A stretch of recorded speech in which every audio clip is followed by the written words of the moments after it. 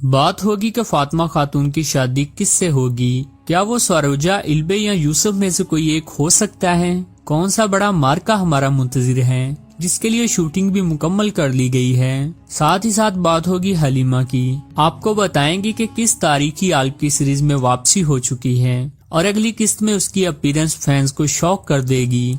इसके अलावा बात होगी बुरसा के हवाले से।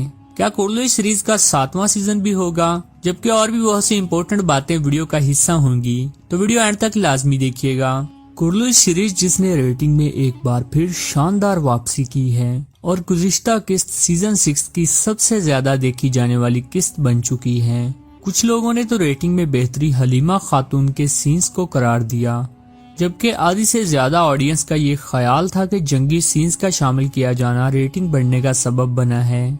खैर जो भी हो, लेकिन अब सीरीज में प्रॉपर स्टोरीज का आगाज कर दिया गया है और बेहतरीन स्क्रिप्ट पेश किया जा रहा है, जहां एक तरफ जंगी मार्कों और फतूहात का आगाज हो चुका है, तो वहीं फर्जी किरदारों की बेहतरीन अदाकारी ने सीरीज को 4 चांद लगा दिए हैं। ताहम एक चीज की कमी अभी भी महसूस की जा रही है, वो ये कि स्क्रिप्ट के हिसाब से कुछ किरदारों का स्क्रीन टाइम इस हद तक बढ़ाया और घटाया जा रहा है कि एक टाइम में जो करैक्टर मेन टॉपिक बना हुआ होता है, अगली ही किस्त में उसका स्क्रीन टाइम 0 करके उसे साइडलाइन कर दिया जाता है। कमांडर लोकास की मिसाल आपके सामने है, जिसकी एंट्री इस कदर धमाकेदार करवाई गई थी कि ऐसा लगा था कि ये निकोला से भी 4 हाथ आगे का विलन होगा। ताहम ऐसा ना हो सका और सूफिया के आते ही लुकास का किरदार कमजोर कर दिया गया और अब तो वो सूफिया का असिस्टेंट बनकर रह गया है, जबकि पिछली 2 किस्तों में वो कोई 5-7 बार तो उस्मान बे के साथ जंग से फरार हो चुका है।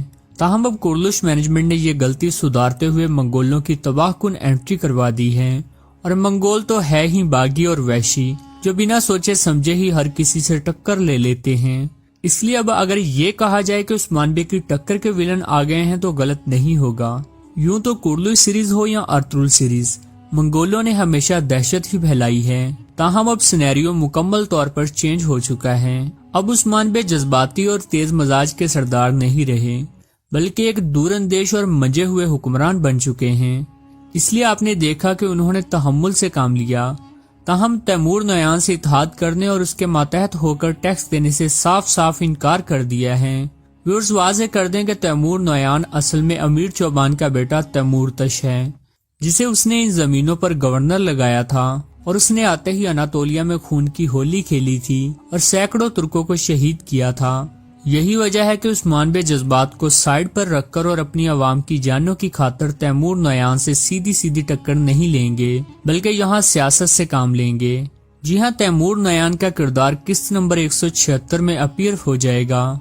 तैमूर नयान की दहशत और खौफ इस कदर होगा कि आप शैतान सिर्फ सूफिया को भूल जाएंगे। सूफिया जो कि कारासी के जाने के बाद खुद भी कमजोर हो चुकी है, तैमूर नयान से इत्तेहाद की भीख मांगती फिरेगी, ताहम अपनी घटिया चालें जारी रखेगी। और जहां तक लोकास की बात है, तो ये किरदार चूंकि अब इस कदर आम हो चुका है कि उसके होने न होने से सीरीज पर फर्क नहीं पड़ता, तो जल्द ही ये किरदार सीरीज छोड़ जाएगा और उस्मान बे के हाथों जहन्नुम वासिल होगा। इसलिए अब ये कहना गलत नहीं होगा कि अगली 10 से 12 एक साथ का मेन टॉपिक मंगोल्स ही होंगे। व्यूअर्स, जैसा कि आप जानते ही हैं कि अब तक जब भी मंगोल कमांडर इन जमीनों पर आते थे, तो उनका मकसद सिर्फ और सिर्फ एक ही होता था, उस्मान बे की जान लेना। क्योंकि मंगोल उस्मान बे को गोकब्रू के नाम से जानते हैं, जिसका मतलब है नीला बेड़िया। उनके नजदीक ये माना जाता है कि उस्मान बे जैसा बहादुर 1000 साल में सिर्फ एक ही बार पैदा होता है। लेकिन अब चूंकि उस्मान बे बहुत ज्यादा मजबूत हो चुके हैं और रियासत के हुक्मरान भी हैं, तो मंगोल उस्मान बे को अपने साथ मिलाना चाहते हैं। इसलिए जो भी मंगोल अब आता है, तो वो सबसे पहले इत्तेहाद की पेशकश करता है और उस्मान बे को बड़े ओहदे देने की लालच भी देता है। लेकिन उस्मान बे भी फिर उस्मान बे हैं। उनका मकसद ताकत और पावर नहीं, बल्कि उनका हदफ सिंपल है। वो अपनी आजाद और खुद मुख्तार रियासत को पूरी दुनिया में फैलाना चाहते हैं। यही वजह है कि उन्होंने बुरसा को टारगेट रखकर रास्ते में आने वाले किले फतह कर लिए हैं, जबकि आखिरी किला आके हिसार था, जो कि अब फतह होने जा रहा है। अगर आपको याद हो तो आखिरी बार आकिहिसार पर हमला उरहान बे के हाथों दिखाया गया, जो कि बिल्कुल परफेक्ट चीज थी। ऐसा दिखाने के पीछे असल में 2 मकसद हैं।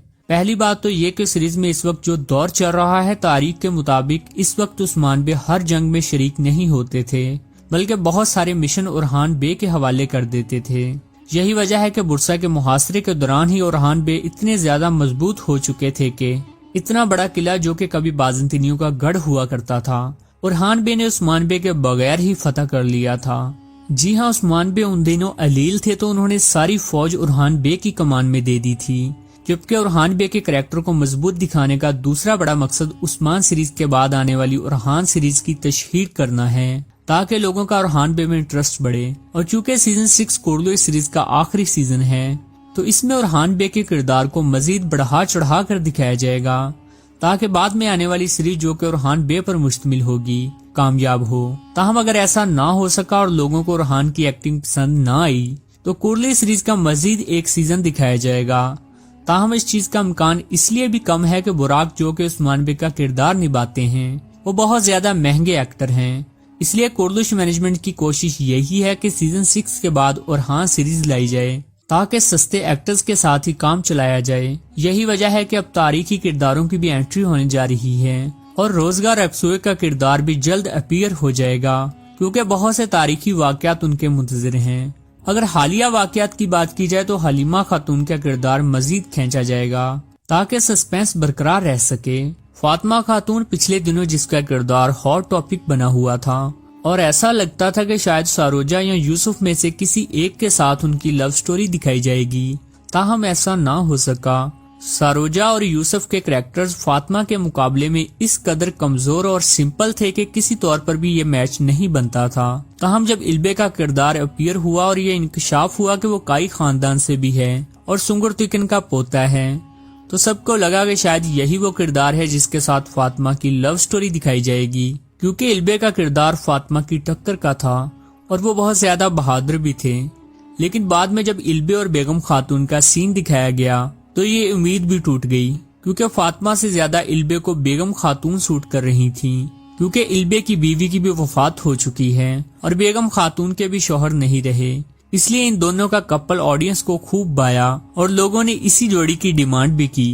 اس کے بعد اب سوال ہے کہ فاطمہ خاتون کی جوڑی پھر کس کے ساتھ ہوگی؟